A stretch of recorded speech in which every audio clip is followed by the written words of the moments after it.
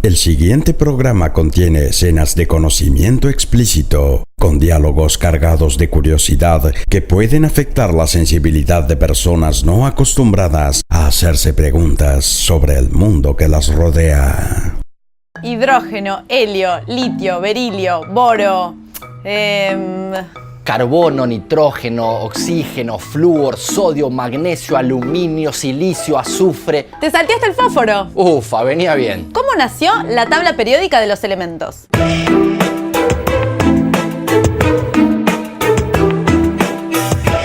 En 1789, Antoine Lavoisier publica su Tratado Elemental de Química, agrupando los 33 elementos conocidos hasta ese momento, en gases, metales, no metales y tierras. Pero en su lista hay diferencias entre los elementos al interior de cada grupo. Entre 1817 y 1829, Johann Dauvergne realiza un primer intento de orden, descubre una proporción entre los pesos atómicos de algunos elementos que le permite agruparlos de a 3. Cloro, yodo, bromo, azufre, selenio, telurio y litio, sodio y potasio. El químico Leopold Hemling trabaja con este sistema. Y en 1843 llega a identificar 10 tríadas. 3 grupos de 4. Y un grupo de 5. En 1862, el geólogo de Jean Courtois es el primero en notar la periodicidad de los elementos. En 1869, el químico ruso Dmitri Ivanovich Mendeleev coloca los elementos por orden creciente de sus masas atómicas. Los agrupa en filas o períodos de distinta longitud. Sitúa en el mismo grupo a elementos que tienen propiedades químicas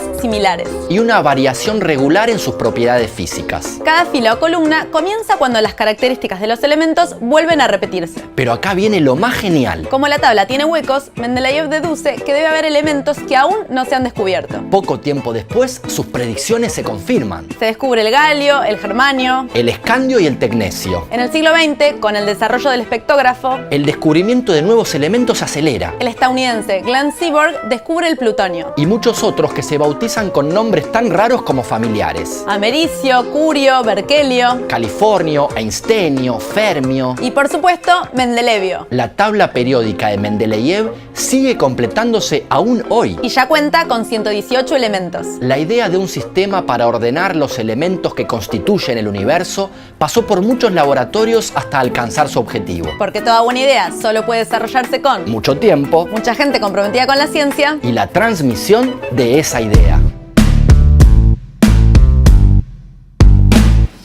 Un germen incubado, un satélite pinchado, un teorema olvidado, un planeta amenazado, un cerebro iluminado, un esperma congelado, un ambiente saturado, un reactor recalentado. Es nano, es mega, la liga de la ciencia es alfa, es beta, la liga de la ciencia. Hola, ¿qué tal? ¿Cómo están? Muy bienvenidos a un nuevo programa de la Liga de la Ciencia por la Televisión Pública Argentina. Andrés, ¿cómo estás hoy? Bien, Eugenia, muy bien, muy contento y orgulloso, como siempre, de estar junto a estos integrantes fantásticos de la Liga de la Ciencia, mostrando para todo el país lo que hacen los científicos y científicas de la Argentina. ¿Vos todo bien, Euge? Todo bien, y hoy tenemos un programa fascinante, así que vayamos a ver los temas del día. Dale. ¿Qué tiene que decir la ciencia sobre el canto de las aves? Una clase magistral a cargo de Gabriel Mindlin. En la columna de astronomía, Mariano Rivas nos habla de una lluvia muy particular, la lluvia de meteoros. Abrimos el laboratorio de química con la profesora titular, Valeria Edelstein, que viene a dar cátedra sobre un tema crucial, la espuma del jabón. Y arrancamos con todo en el laboratorio más prestigioso de la televisión argentina. Estamos en el laboratorio donde se cocinan los conocimientos y se descartan las falacias a cargo de nuestra columnista Valeria Edelstein. ¿Cómo estás, Valeria? ¿Qué tal? ¿Cómo andan? Qué buena intro. Es demasiado, es mucha presión, Andrés. Bueno, pero hoy vamos a hablar de un mito que tiene que ver con las burbujas del jabón. Sí, porque tenemos esta idea de que cuanta más espuma haga, claro, el detergente es que estás limpiando más, ¿no? En las propagandas siempre sí, mucha espuma para que espuma. limpie un Y lo mismo montón. con el dentífrico, lo mismo con todo lo que es espuma, ¿no? Más espuma, buenísimo. Y en realidad, muchas veces como los publicistas saben y las empresas saben que nos gusta la espuma, saben. muchas veces lo que se hace es agregar aditivos espumantes. No. Sí, o sea, componentes que hacen espuma, Qué pero que no desilusión. están relacionados con la capacidad limpiadora estrictamente. Así que eso es como para ir entrando en calor. Igual vamos a hablar de burbujas, vamos a hablar de espuma y vamos a hablar también de por qué limpia el jabón y el detergente.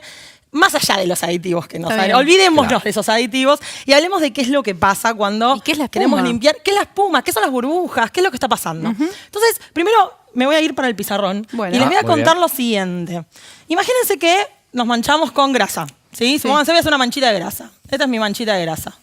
Bien. Y necesito sacarme de encima la grasa que tengo en una remera. Supónganse. Me pasa seguido. Voy a ponerlo a lavar, claro, lo voy a poner a lavar. ¿Y qué va a pasar? Si yo pongo solo agua, el agua no es capaz de disolver estas moléculas de la grasa. Entonces, grasa. como no puede disolverlas, la grasa va a seguir ahí en la remera, el agua va a seguir haciendo su vida y entonces no vamos a poder limpiar. ¿Qué tenemos que agregar? Tenemos que agregar el jabón o un detergente o algo que tenga capacidad limpiadora. ¿Qué va a hacer eso que tiene capacidad limpiadora? Bueno, lo que tienen tanto el jabón como el detergente son moléculas que tienen una formita más o menos así. Miren qué lindas que son. Tienen una colita, esta es una colita, a la que no le gusta el agua. Decimos que la cola es no polar. No le gusta para nada el agua, quiere alejarse del agua todo lo posible y le encanta la grasa. Se disuelve en la grasa.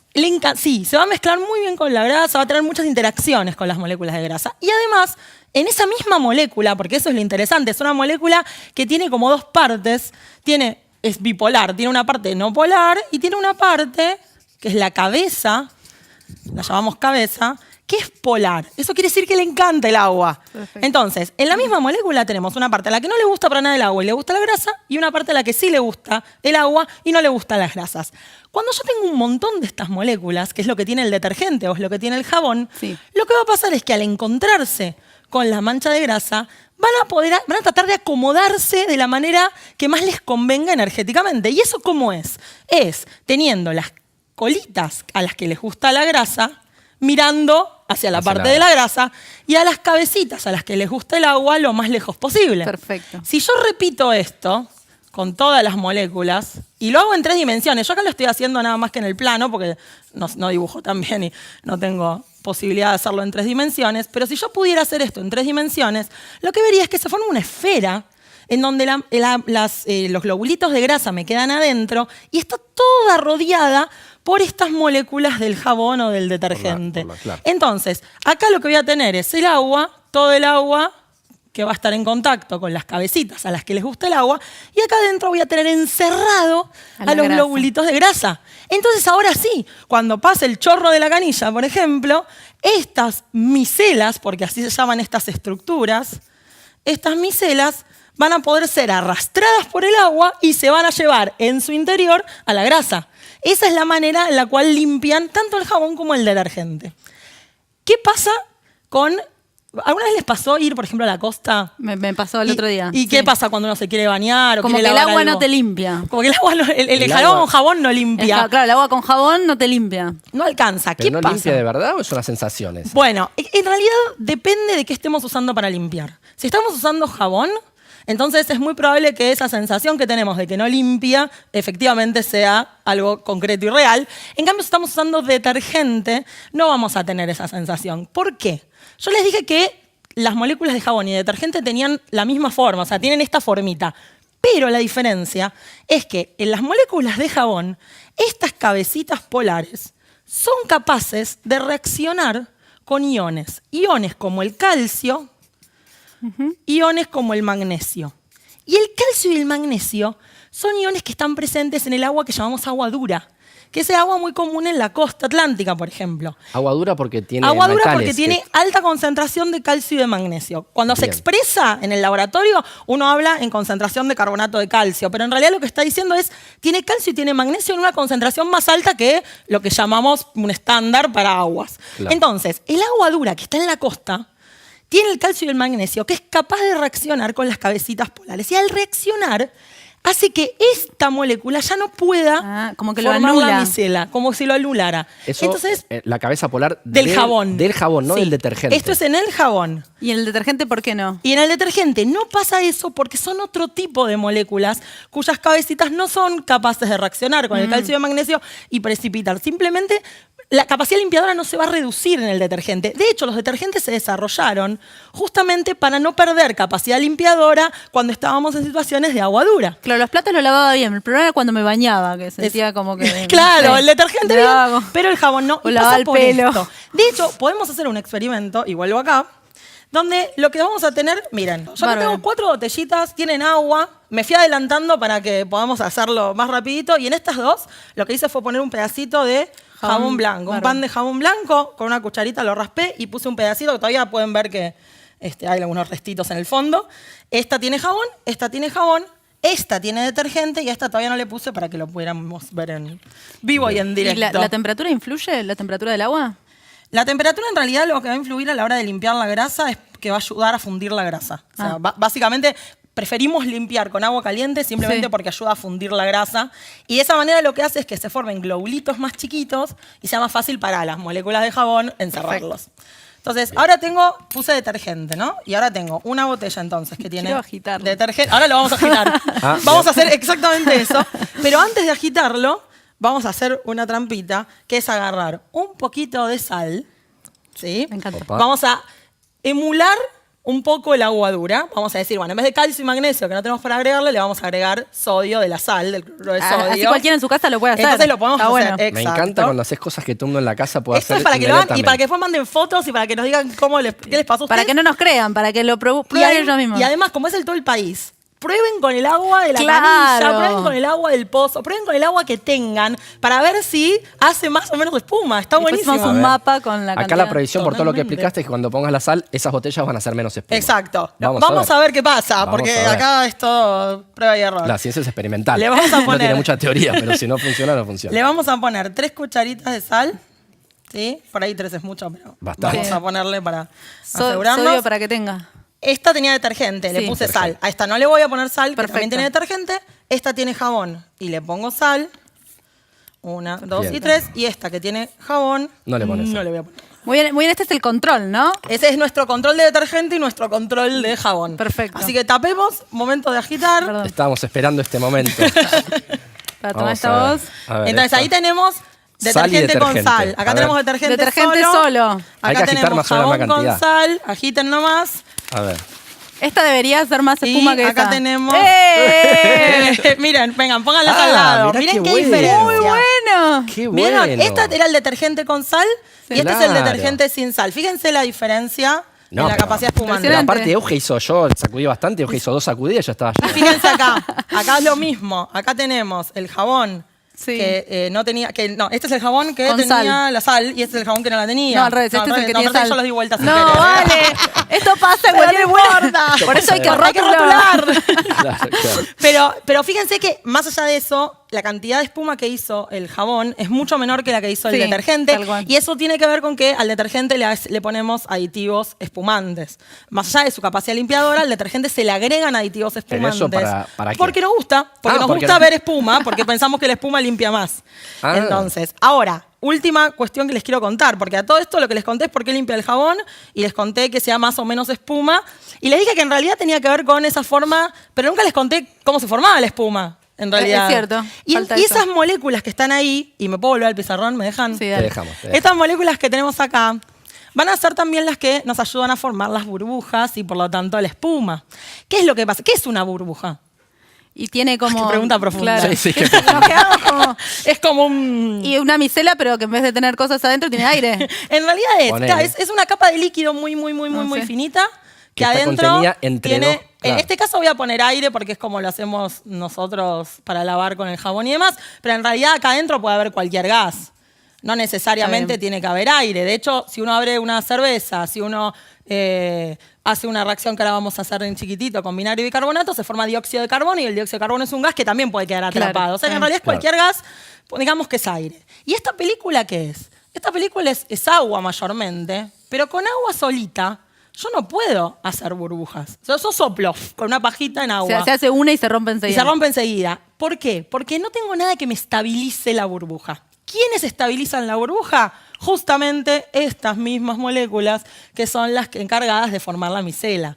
Entonces, por eso cuando yo agrego jabón o detergente, estabilizo y formo espuma. Porque teniendo estas moleculitas que se me acomodan. Ahora se me acomodan con las colitas hacia el aire y las cabecitas hacia la película. Y acá se pone otra calita, cabecita, y esta es la película de líquido de agua que se forma. Perfecto. Entonces, si yo le metí sal, hice que estas se anularan, no tengo suficiente para formar las burbujas y por lo tanto no voy a formar espuma. Clarísimo. ¿Sí? Clarísimo. Entonces, lo que recién les dije, y esto sí es lo último, muevo esto acá, yo les dije recién que podíamos hacer burbujas también con otro contenido que no fuera aire. De hecho, acá tengo bicarbonato de sodio. Voy a poner una cucharadita en este vaso, 2, y voy a poner 1 y 2. Esto es bicarbonato de sodio, ¿sí? Lo que usamos para cocinar, lo que usamos para hacernos los buches. Que también hay en casi cualquier casa. En cualquier lado lo consiguen sin problemas. Y esto que tengo acá es vinagre, que también consiguen en cualquier también. lado. El vinagre es una mezcla de ácido acético en agua. Mucha agua y un poquito de ácido acético. Es una solución de ácido acético en agua. Y van a reaccionar el ácido acético que tengo acá con el bicarbonato. Y cuando reaccionen, lo que va a pasar es que se va a desprender dióxido de carbono, que también es un gas. Ahora, si yo pongo solamente el vinagre sobre el bicarbonato de sodio, miren lo que va a pasar. Está haciéndose las burbujitas, Sí. pero fíjense que enseguidita las burbujas llegan arriba Y se deshacen. y se rompen, se pierden. Si yo sigo agregando, va a seguir reaccionando hasta que se acabe el bicarbonato de sodio. Pero enseguida se pierden las burbujitas. Sí. Ahora, ¿qué pasa si yo hago esto mismo, pero le agrego un poquito de detergente? ¿Qué piensan que va a pasar? Si Y yo la- hago lo mismo, pero con el detergente. La hipótesis sería que se van a estabilizar, o sea, se deberían mantener. Exactamente. Yo debería poder mantener esas burbujas, atraparlas y mantenerlas en un sistema que ahora ya no son burbujas sueltas, sino espuma. Es un sistema espuma. Que es un sistema que se llama, es un sistema coloidal. Fíjense, le voy a agregar un poquito. O sea, esas cosas que tienen para Y hacer fíjense espuma que en la va a crecer. bañadera, por ejemplo, hacen este tipo de cosas. En realidad, todo lo que tenga capacidad espumante El es porque es champán. capaz, todo va a ser capaz de estabilizar burbujas. De hecho, fíjense que, miren, ven cómo no se perdieron. Espectacular. A ver. Mientras eso está ahí, les voy a contar, acá tengo 2 ejemplos divinos. Pero Que acá perdimos la espuma ya, pero acá teníamos espuma. Esto es Teníamos cerveza. espuma en las cervezas. Y el mate. Seguramente alguna vez cuando Sí. usaron mate vieron que hace espuma. A veces sale un poco Y ahí, espuma. ¿qué tiene? ¿Jabón?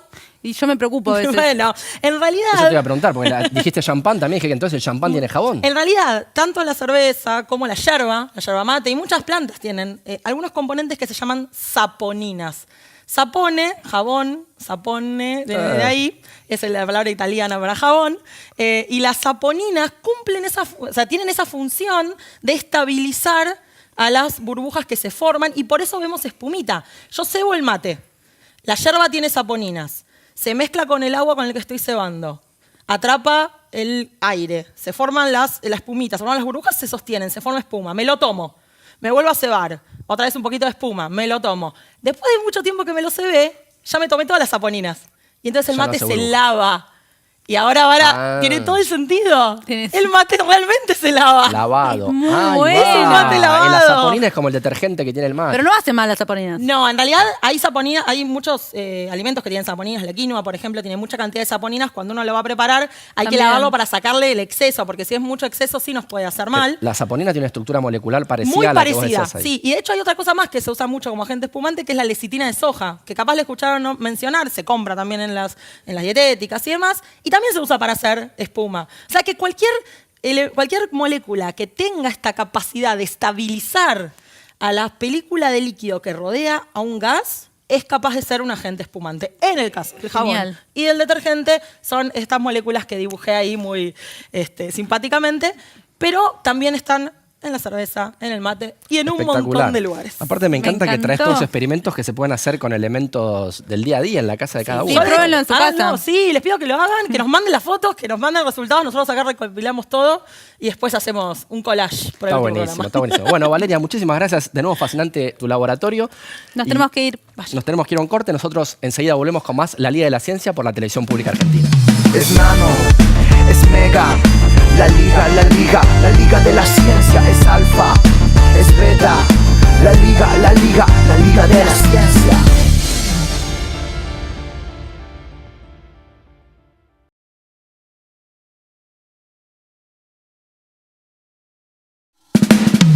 Es nano, es mega, la liga de la ciencia es es alfa, es beta.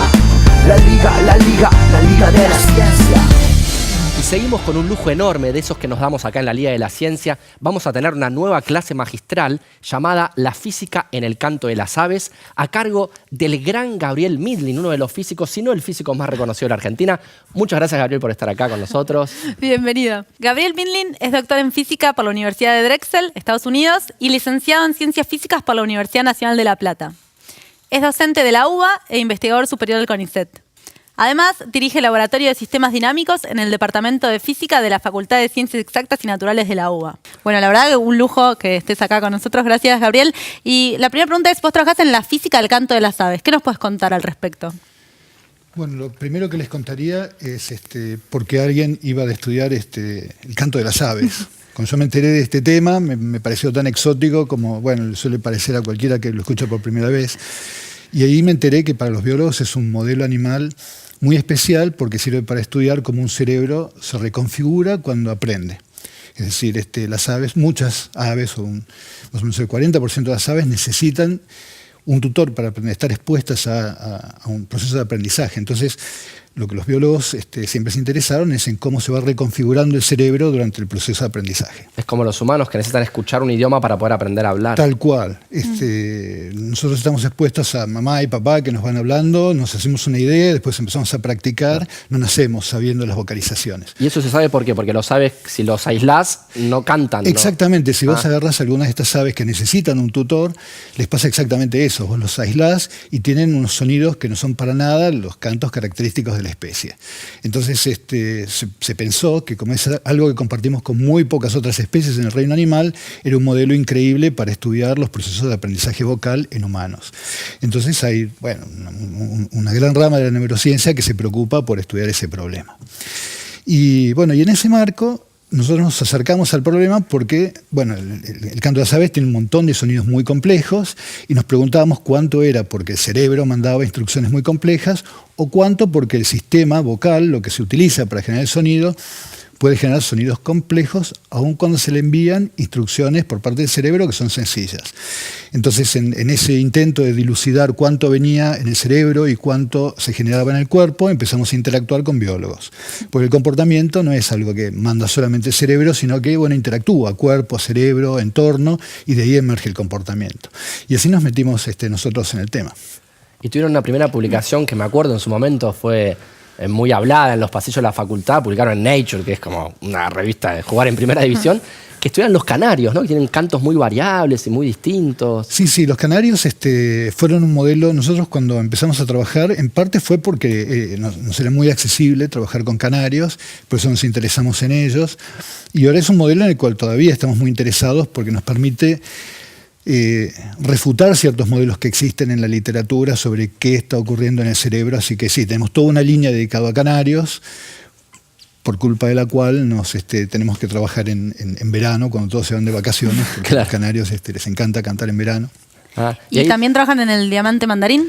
Tal cual, esa es otra especie que necesita un tutor para aprender, que son jilgueros, canarios, diamante mandarín. Y el diamante mandarín, por el contrario, lo que hace es aprende tantos días después de que rompe el cascarón, y rompen el cascarón o van teniendo cría en cualquier época del año. Entonces con los diamantes mandarines se puede trabajar durante todo el año y por eso en los laboratorios del mundo se trabaja mucho con ellos. Entonces ustedes también trabajan con eso y pueden comparar y charlar con otros laboratorios. Tal cual. Lo que pasa muchas veces en biología es que uno busca mecanismos generales, pero al mismo tiempo cada especie tiene lo suyo y por lo tanto es importante no concentrarse solamente en una especie, sino estudiar a través de distintas especies qué es lo que está ocurriendo, como para tener una idea de lo que es general y no particular de esa especie. ¿Y hay especies que tienen más repertorios musicales que otras? Seguro. Por ejemplo, para hablar de aves de la zona, si vos tomas el chingolo necesita un tutor para aprender, necesita escuchar a papá, practica toda su vida y demás, pero genera un solo canto. Y durante toda su vida canta solamente eso. Claro. Depende algunos detalles de dónde haya nacido, porque tienen dialectos. Como hay un aprendizaje, tienen dialectos, ¿no? Son muy sensibles, si aparece un chingolo con un acento ligeramente distinto, se ponen muy agresivos, pero ese necesita aprender y aprende solamente eso, mientras que otras especies, como el canario, tienen cantos muy complejos y todos los veranos van incorporando sonidos nuevos. Y de hecho pasan cosas increíbles en el cerebro, neuronas nuevas nacen, se acomodan y se generan cantos nuevos todo el tiempo. Y con el diamante mandarín hicieron unos descubrimientos más recientes que tienen que ver con qué pasa cuando estás soñando. Tal cual, sí. Justamente como lo que importa es entender qué es lo que pasa en el proceso de aprendizaje, hubo gente que estuvo explorando qué ocurre en el cerebro de un diamante mandarín cuando duermen. Entonces sabía que había sueños, de repente aparecen patrones neuronales, piquitos, que son las actividades de las neuronas, cuando el ave estaba soñando, que eran muy similares a los que aparecen cuando el ave estaba cantando. Pero claro, si vos pones electrodos en un cerebro, como no tenemos el código de las neuronas, si nosotros miramos la actividad de un conjunto de neuronas, no podemos interpretarlo. El problema era que no se sabía con qué estaba soñando, salvo que estuviera soñando exactamente con el canto que hacía durante el día. Pero si estaba haciendo otras cosas, no lo podíamos interpretar. Porque si soñaba lo del canto del día, la actividad neuronal era la misma en la noche que durante el día. Exactamente, y eso se ve. Entonces, parte del sueño consiste en esas prácticas. Y había otras cosas que no podíamos interpretar. Nosotros lo que descubrimos es que, midiendo lo que pasa en el aparato vocal, o sea, midiendo en los músculos que se utilizan en la fonación, aparecían esos registros. Es decir, cuando había actividad neuronal, esa actividad bajaba hasta los músculos siringios. No hace la respiración, el ave está en silencio, está durmiendo y está respirando con la respiración tranquila de un animal que está durmiendo, pero en sus músculos aparece esa actividad. Y como nosotros tenemos estos modelos matemáticos que nos permiten traducir esa información de músculos en sonido, lo que vamos a hacer es poner electrodos, dejar al animal dormir y después sintetizar el sonido que le corresponde a esa actividad muscular. Y así escuchas un sueño. Entonces pasan cosas muy divertidas, como que el ave, mientras canta, por ejemplo, estas especies que vos mencionabas antes, que tienen cantos muy estereotipados, durante el día solamente van a hacer un canto. Un diamante mandarín aprende un canto y toda su vida, mañana, tarde, noche, repite ese mismo canto. Mira a la novia y le canta lo mismo. ¿Para qué cantan estas especies? Bueno, en parte para, digamos, darle pistas a la novia de que va a tener todo lo que hay que tener como para que sus hijos sean exitosos en la vida. ¿Dijiste su novia porque son monógamos? Bueno, nadie es completamente monógamo y depende de las especies. Pero en general, cuando deciden formar una pareja, entonces el macho va a dirigirle a la hembra un canto muy dirigido, muy preciso, y ahí le da claves a la hembra como para saber que va a ser un padre exitoso.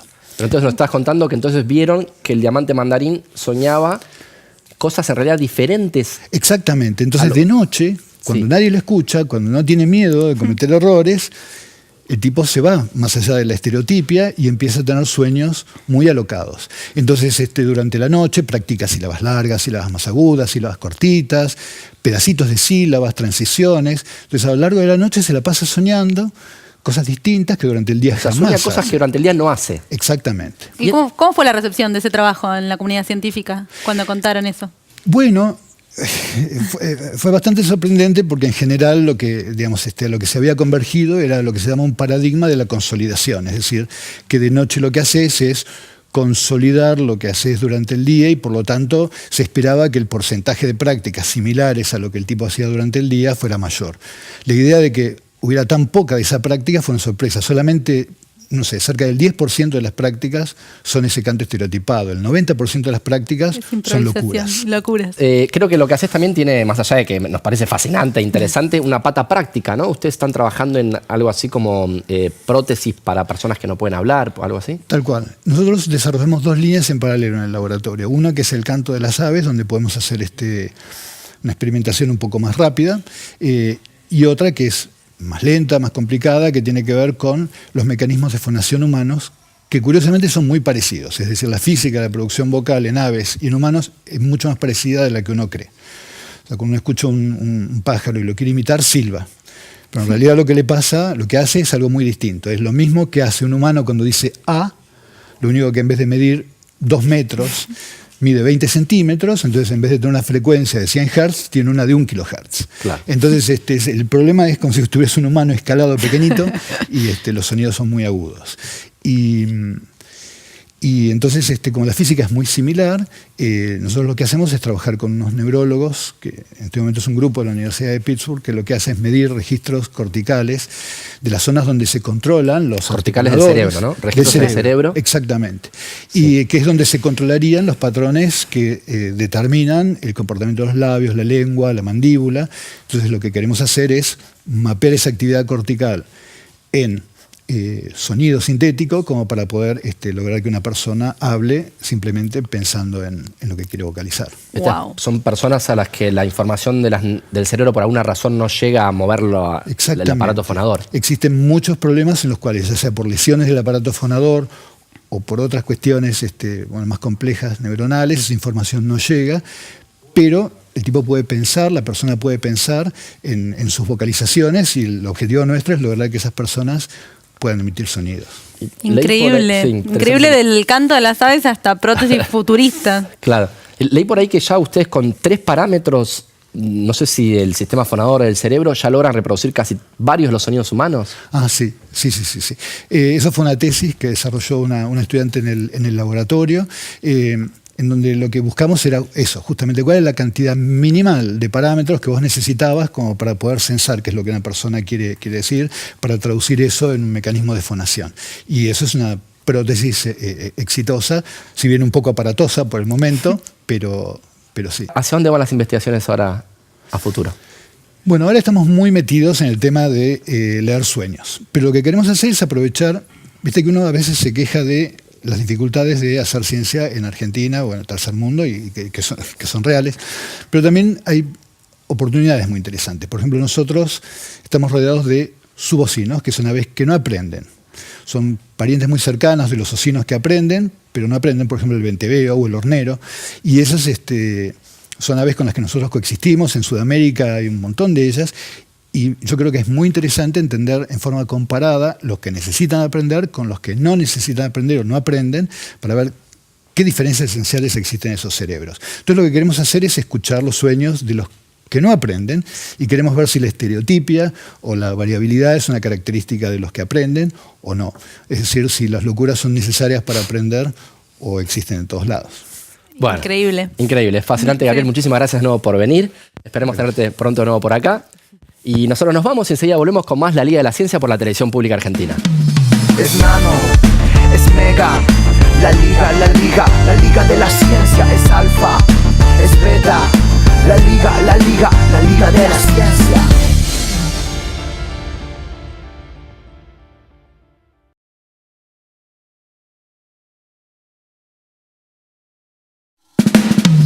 Es nano, es mega, la liga de la ciencia es alfa, es beta, la liga de la ciencia.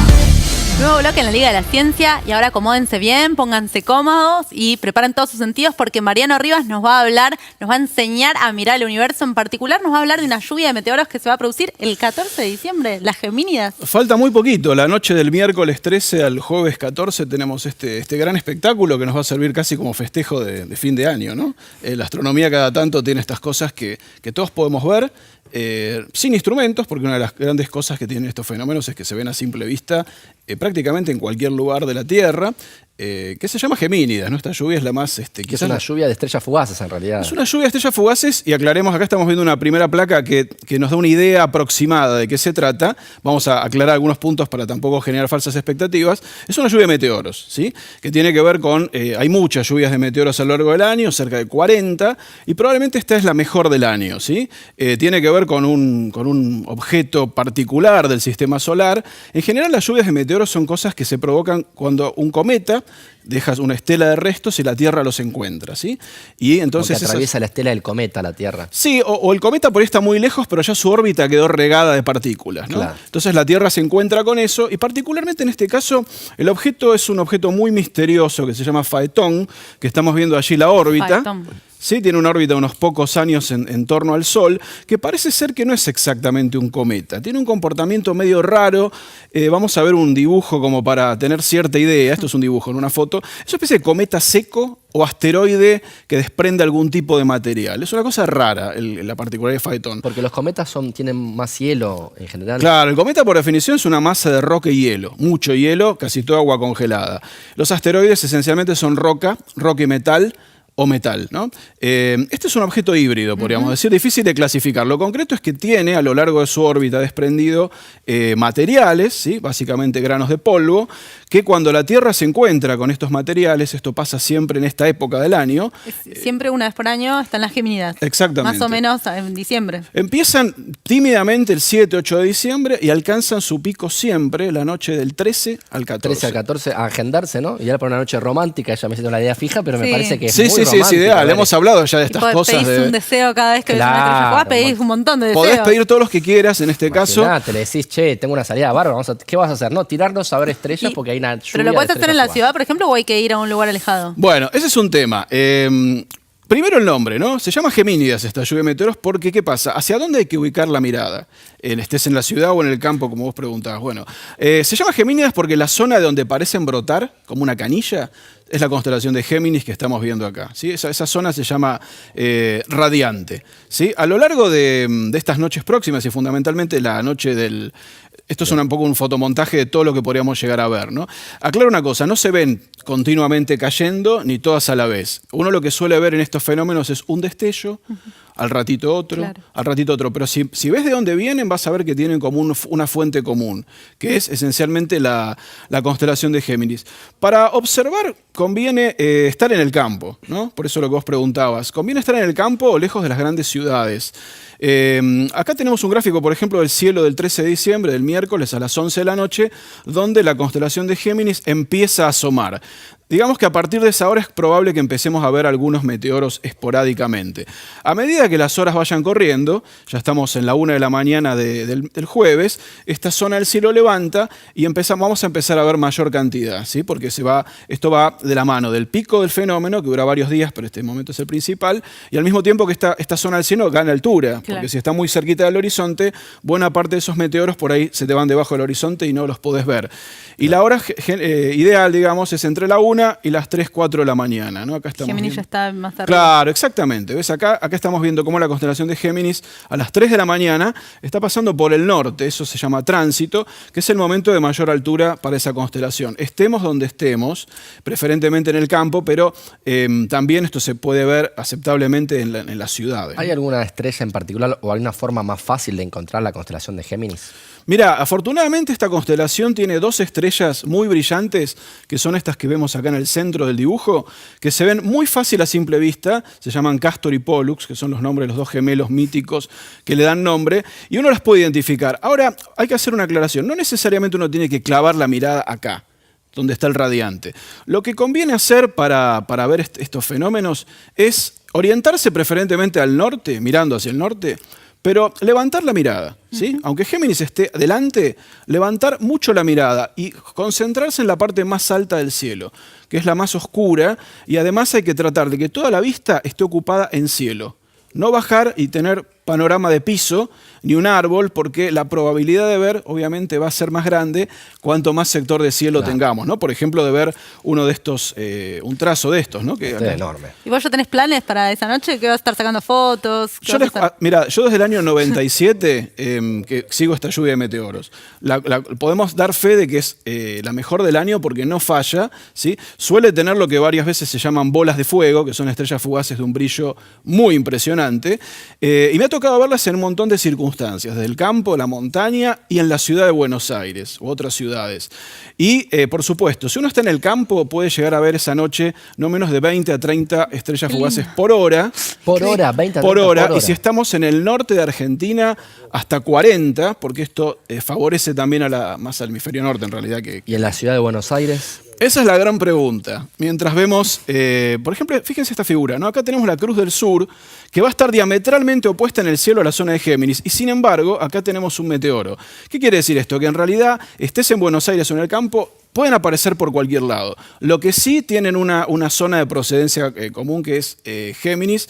Y yendo puntualmente, bueno, la experiencia marca que en la ciudad de Buenos Aires, en la noche madrugada del máximo de este fenómeno, podemos ver alrededor de 10 a 15, con suerte 15. ¿Por hora?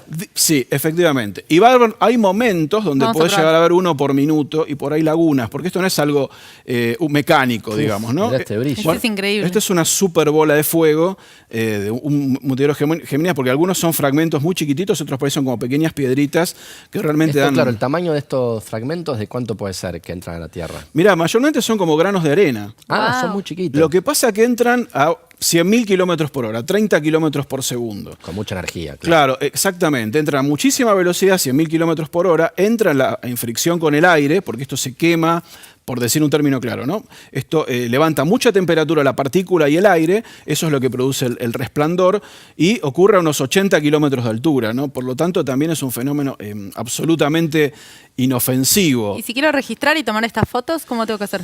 Bueno, esta la dejamos para el final porque es un poco un resumen de lo que te puede entregar una lluvia meteórica. Esto está sacado en Chile, en un observatorio con cielo de excelente calidad, pero la verdad que estas cosas, hay dos cosas importantes. Una, son fenómenos ideales para ver a simple vista, ¿sí? No hay que usar ningún tipo de instrumento. Y segundo, es fácil de fotografiar. Lo que hace falta es una cámara y un trípode, ¿sí? ¿Qué tenemos que hacer? Apuntar la cámara a un lugar alto, preferentemente que sea una cámara reflex, con una lente que tenga bastante campo, que te permita tomar un buen pedazo de cielo, y tirar fotos en serie.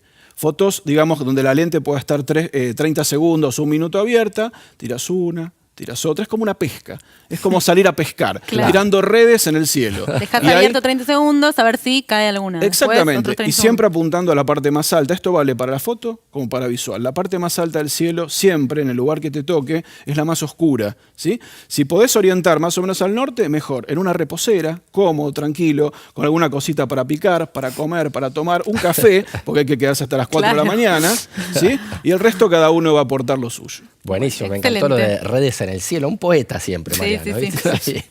Después nos mostrás las fotos, seguro vas a sacar un Traeremos, montón. traeremos. Sí, sí, sí. buenísimo. Cómo Bueno, no. Mariano, como siempre, un lujo tenerte. Muchas gracias a Muchísimas ustedes. gracias. Nosotros nos vamos y enseguida volvemos con más La Liga de la Ciencia por la Televisión Pública Argentina.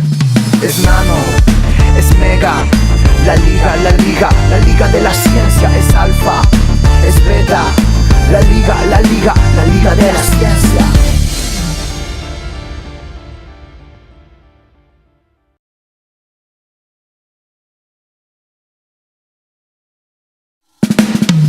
Es nano, es mega, la liga de la ciencia es alfa, es beta, la liga de la ciencia.